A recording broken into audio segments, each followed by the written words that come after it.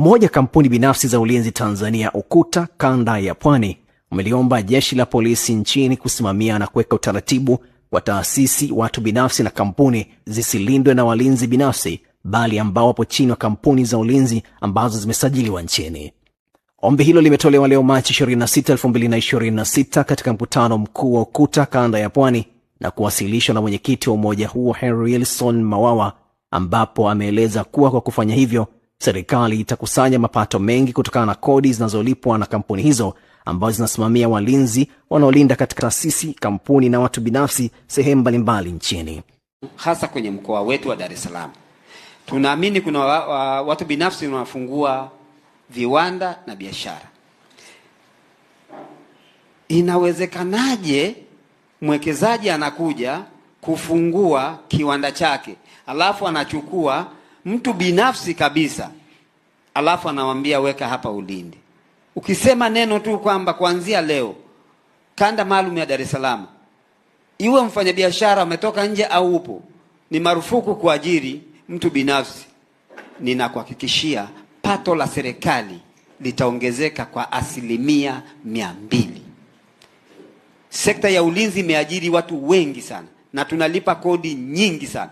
Nikimsimamisha mkurugenzi mmoja akakwambia kwa mwezi mapato ambayo anapeleka serikalini ni 1% kubwa sana.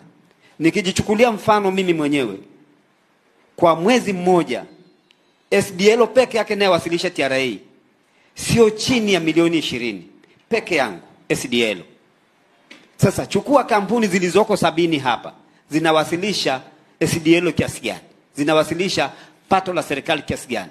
Kwa hiyo ili kuweza kupata mapato, na hili ikiwezekana liguse kwenye nyanja mbalimbali za kiserikali kupitia wewe, itamkwe tu neno hilo, marufuku mtu binafsi kuwa na mlinzi wake binafsi, wote wachukue kampuni. Amini serikali itapata mapato makubwa kuliko tunavyodhani sisi kwa sasa. Basi niombe tu kwamba hili nao lifikishe kwamba kwa kweli makampuni yako mengi waweze kutafuta kampuni mojawapo la kuwafanyia kazi zao, ili kupitia walinzi hawa basi serikali inapata mapato mengi. Akizungumza kwa niaba ya kamanda wa jeshi la polisi kanda maalum ya Dar es Salaam, SACP Ali Wendo, ambaye pia ni mkuu wa polisi jamii mkoa wa kipolisi Kinondoni, amesema maombi ya umoja huo yamechukuliwa na yatafikishwa kwa mkuu wa jeshi la polisi nchini IGP Camillus Wambura kwa ajili ya hatua zaidi.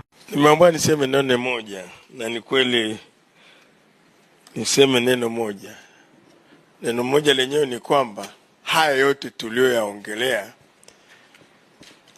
yatafika kwa Afande Mbiro na atafika kwa ofisi ya Afande IGP.